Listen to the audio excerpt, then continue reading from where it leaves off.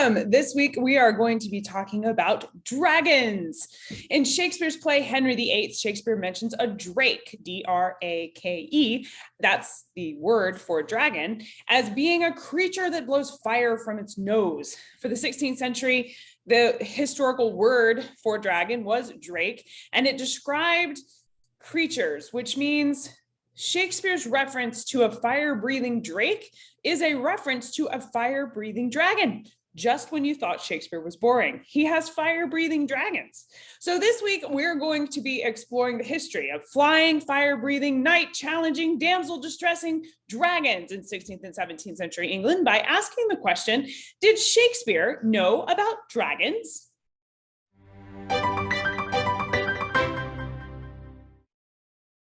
The most famous English story about dragons is undeniably St. George and the Dragon. It was famous for Shakespeare's lifetime, and it's still famous today. The story goes something like this. There was a small town in Libya where a poisonous dragon living in a nearby pond was known to be. And in order to appease the dragon and keep it from overrunning the town, the villagers were offering up their children to the dragon for food, and which children got offered was selected by lottery. One day, the king of this town's daughter was the one selected to be sacrificed to the dragon. So they dressed her up nicely and sent her out to be eaten by the dragon. While she was on her way, she gets there and she's waiting to be eaten by the dragon. St. George comes upon this spot.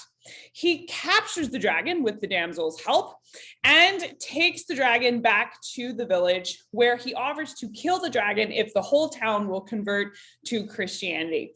They agreed, and St. George dispatches the dragon by cutting off its head, and the whole town does convert to Christianity and are saved by his actions from this poisonous beast.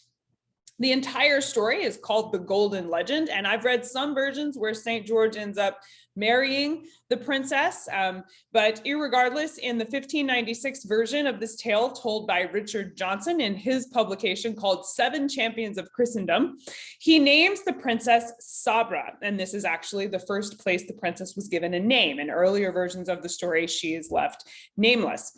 St. George goes on to be the patron saint of England, and there are stories of St. George and the Dragon all over the world, though, not just in England. But for our purposes, we can say that for Shakespeare's lifetime, the story of a dragon and a saint who killed it was well known in England for Shakespeare's lifetime. But knowing about a story about dragons is very different from whether or not they were real in Shakespeare's lifetime. Were there serpents or creatures who were called dragons, similar to how rhinoceroses and narwhals were called unicorns during Shakespeare's lifetime? I tried to dig a bit deeper into that history, and here's what I found out. Both Anglo-Saxon records as well as the Bible record instances of real dragons roaming the earth. There's the Leviathan in Job, and in Revelation, Satan is described as a dragon. Throughout literature, dragons are depicted as living in lairs, often near rivers, and they're described as greedy and gluttonous with voracious appetites. 12th century historian Geoffrey of Monmouth wrote about dragons in his tale that stayed popular in England until the 15th century. England even uses dragons in their heraldry. Now, heraldry is the pictures and drawings that get used on shields and flags to represent the nobility. The legendary father of England's King Arthur, named Uther Pendragon, I really don't know if I'm saying his first name correctly or not, but his last name was Pendragon. A reference to him shows up in Shakespeare's plays. And he is famously said to have had two gold dragons crowned with red standing back to back as his coat of arms. By the Middle Ages, there were distinctions among the types of dragons. Typically, your traditional dragon was a four-legged beast that looked like a giant lizard. But you also, by this time in history, had the wyvern. I looked up how to say it just now, and it's pronounced wyvern, but it's spelled W-Y-V-E-R-N. Anyway, this is another large lizard, also considered a type of dragon, but it only had two legs.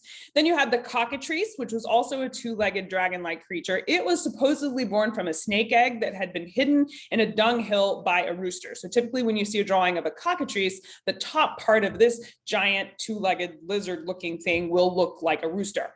The legend of the cockatrice probably came from the habits of a common grass snake found natively in England that does bury its eggs in dung heaps. We talk more about the amazing relationship between an actual grass snake and the cockatrice and the basilisk in our podcast episode with historical naturalist Rob Lenders. You can find the link to that episode and hear him talk about the ordinary grass snake being a basilisk in the link below this episode. The basilisk was another name that is considered a dragon-like creature. At least it had the head of a dragon, but its body was that of a snake. Like the cockatrice, both the basilisk and the cockatrice have a deadly gaze. They could kill you by looking at you. And Shakespeare uses this reference quite a lot in his plays. In Romeo and Juliet, Juliet laments the quote, "the small vowel I shall poison more than the death darting eye of a cockatrice." This comes from Act 3, Scene 2. Now, Juliet was having something of an emotional breakdown here, so she's talking about something else. But her reference to the cockatrice is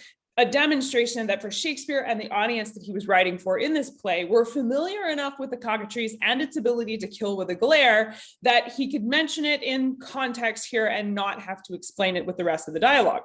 Shakespeare goes on to talk about the death glare of the cockatrice in 2 other plays, as well as his poem, Rape of Lucrece. He similarly talks about basilisks in 8 places across his work, calling them murderous and citing their ability to kill with their eyes. When it comes to the word dragon, I was actually surprised because Shakespeare references the word dragon in his works no less than 22 times. He talks about them having wings, breathing fire, flying at night, living in a cave, and of course, being fearsome fighters, which you might expect. So the real question I had here was, with all of these mention of dragons, cockatrice, and basilisks, were these creatures real?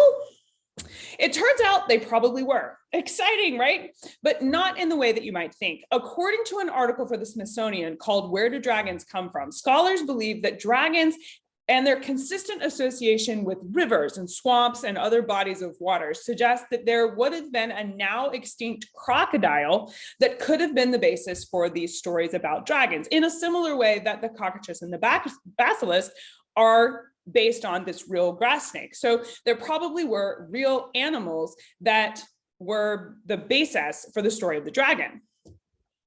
The exaggerated versions, and where we get the fire-breathing dragons that are terrorizing towns and eating children, in this case of St. George, is largely thought by scholars in modern times to represent the fear that people had about creatures like snakes and lizards.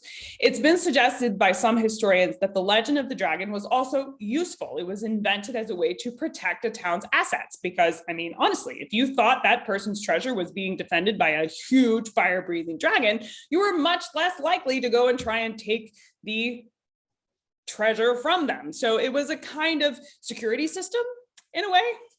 But whether or not the actual dragon was real, or if it was just a great story, we do know that Shakespeare absolutely knew about dragons and wrote about them frequently. We also know that there were real animals like large snakes and large lizards, even a now extinct crocodile, which would have lived in and around England at the time and were the basis for creatures like the basilisk and the cockatrice and the wyvern.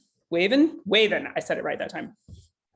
So the answer this week is yes, Shakespeare did know about dragons, and they played a huge role in the mindset of Elizabethan England.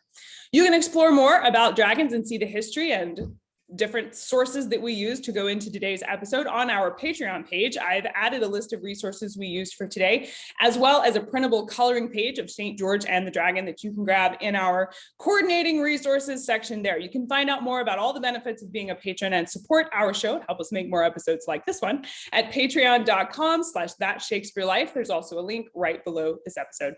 That's it for this week. I'm Cassidy Cash, and I hope you learned something new about the Bard. I'll see you next time. Bye-bye.